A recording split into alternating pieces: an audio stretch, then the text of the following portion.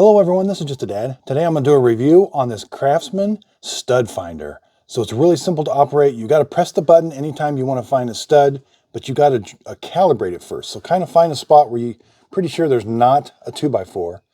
Press the button. Once it stops beeping, now you can move it over. And see, I know there's a stud there because I've had a screw in it before. Go back to the other side. Now this just tells you where the edge is. So you got to kind of make a mark when it stops beeping, then make a mark when it stops beeping again. That's your edge. And then you'll measure between the two and mark the center. And anytime you're not pressing this button, you have to recalibrate. So when I let go of the button and I want to find another stud, I have to recalibrate it first and then use it. There's only one button on one side, and it takes a 9-volt battery. And there's what the 9-volt battery looks like. So I really like the simplicity of this stud finder. I hope this video helps. Thanks everybody for watching.